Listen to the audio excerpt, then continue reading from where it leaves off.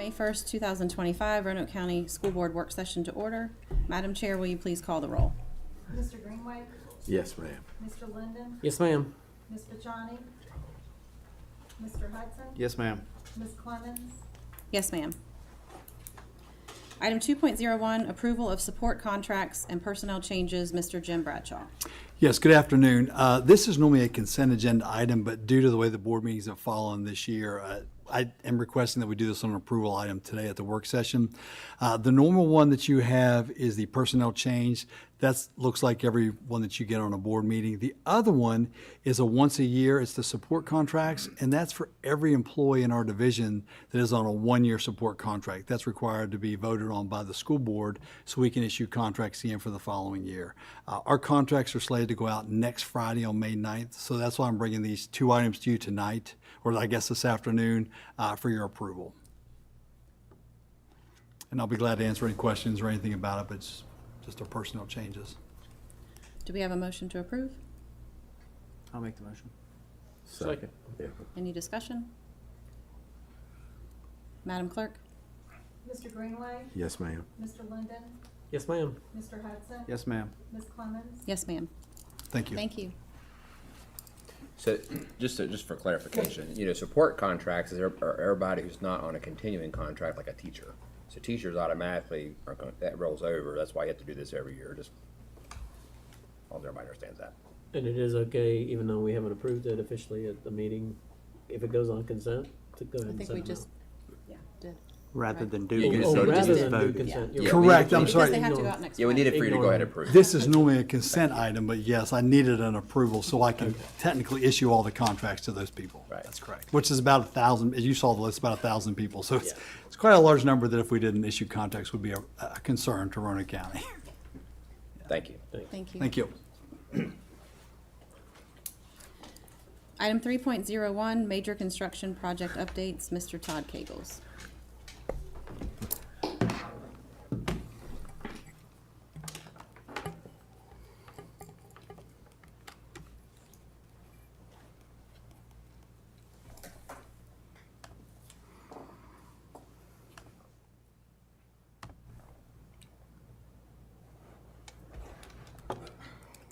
Good afternoon, everybody. Sorry for, I don't know, somehow I didn't know the meeting was at 2:30 instead of 3:30 today, so my apologies. The guys from Skanska would have been here if I had told them the right time, so I will do their part. I have all their information, so that shouldn't be a problem. Updates at the CTE facility. They've continued to do the grade work out there. If you've been out there, the shape of the property has really changed over the last 4 weeks or so. They're getting close to final grade outside the building. You can actually see the building now from Peters Creek Road. Looks great. They're doing a lot of concrete masonry unit is CMU. They're doing a lot of CMU walls out there, and the school is actually starting to take shape. The slab, the final set of slabs will be poured, I think, within the next 2 weeks. And then if you come out, you'll actually be able to see the entire footprint of the building. And like I said, everything else is going vertical. Area D, you can see there on the right, is really progressing well. Area A, which is the entrance and the commons section, is starting to have walls now, and of course the footprints there. So when you go into that space, you can really get an idea of what we're going to have at our disposal in the future, and it really is amazing. It's going to be a beautiful building. There you can just see some of the slab work and additional steel that's been put in place. That's prep for the slab in area B. And area A, that's if you approach the building, those are the left-hand sides of the building, the two sections over there. That's the main driveway into the building. They're working on final grade there.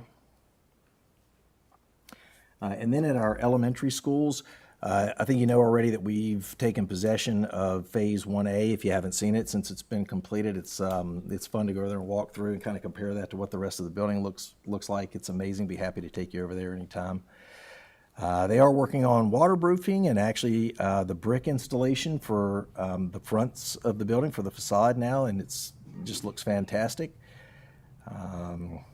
The dining and the kitchen areas at W.E. Cundiff are really taking shape. I've got some pictures we added here in just a second that you'll see.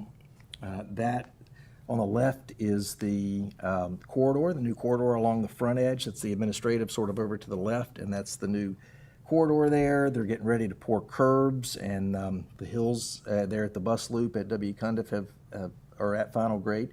Getting ready to pour curbs and actually lay the first coat of asphalt. So it'll have a base coat of asphalt down for the remainder of the project. They're going to put that down in the next couple of weeks, and then that final inch and a half will go on, at the end of the project when everything is finished. But in terms of what that parking lot's going to look like, here in just a few weeks, you'll be able to see what everything's going to look like. That's just the outside view. What you see on the left there, the lower part of the roof, that's the new kitchen. The higher section is the new cafeteria. These are interior shots of, on the left, of the new cafeteria, and on the right of the new kitchen. And then from the outside, you can see that they poured the concrete slab, and this is actually the service entry area of the building now. Currently, it's on the opposite end of the building where the loading dock is. This is the new area where trucks will be able to come around and then back up to the building there. That's the, over here on the left, that's the new administrative addition and the new entry to the building. The large opening there is the new entry to the building. That's down here at Glen Cove. You can see they've started adding the brickwork down there. This is interior framing and some plumbing work going over in area 1B. This is the area that it's identical to 1A, which we just took possession of. It's the opposite end of the building, and we'll take possession of that at the end of the summer. Before school starts is the plan. Any questions on the construction projects? They're coming along great. No, but I would like to ask if we could schedule another CTE visit, because I wasn't able to go to the first one. Yes, sir. I'd love to go back and Yeah, in the next 2 weeks, they're going to have all the slabs poured, so I would suggest that we wait about a week or so and then go over, and we'll really be able to take a look at at the progress. So I'll be happy to set that up for you guys and invite everybody. If I may just say real quick, we had our state superintendent's conference in Roanoke earlier this week, and I got to have the opportunity to give a brief speech to the group, and just talked about our different projects and things we're working on, things we're proud of in Roanoke County. And Mr. Kegels gave me some of that drone footage with the flyover, just seeing the construction, just the views. They're just beautiful. So just appreciate you give me that. I appreciate all the things you're doing to shepherd that project. It's good stuff. Yeah, thank you. It's going to be great. Yeah, thank you. Item 3.02, surplus items request, Mr. Todd Kegels. Yes, ma'am. We have a list. The full list is available in board docs, but it's primarily food service equipment and then a few items that are either no longer functional or no longer useful to the school system. Short list, I'll read it to you. We have some food warmers, a solar power trainer, which is like a little solar power demonstration kit that I believe doesn't function any longer. Some kettles, meat slicers, and some swing door operators. Those are the closers that go on the door. If there are no objections, we would ask that those just be added to the consent agenda for the next meeting for surplus. Thank you. That's all I have. Hey, Todd, I just want to say thank you for all your work last couple of days with that situation. Oh, yes, sir. I don't think it's public. I don't need to make it public what it was about, but I just appreciate your professionalism and going above and beyond to make that work. Yes, sir. Appreciate you saying that. Thank you. All right. And before we go into close, I just want to take a few minutes to talk about our procedures when we have a disruption in a school board meeting. I just think it's good for us to kind of go over that again. I think first it's important to discuss what would constitute as a disruption to the meeting and what would cause us to call for a recess. The decision to call a recess is made when there's a number of audience members that are yelling and it prevents the business of the meeting to continue. As was the case at our last board meeting, when you have half or more of the audience members yelling, it creates a disruption that prevents us from being able to move forward. Previously, when these disruptions have happened, the board consulted with law enforcement and others with knowledge and experience of these types of situations. The board was advised to call a recess and leave the room. And this is standard procedure across other school divisions.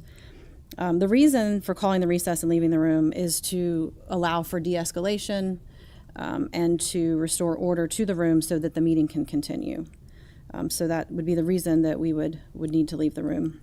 All board members have been advised of this and need to leave during the disruption as to not hinder law enforcement from doing their job to de-escalate and provide restoration so that we can continue forward. And then just one last thing I would mention is that the live feed is that we have going cannot be discontinued until the chair calls for the recess. The meeting isn't in recess until that time. This happened at the previous board meeting, and it does prevent those watching from seeing the meeting in its entirety.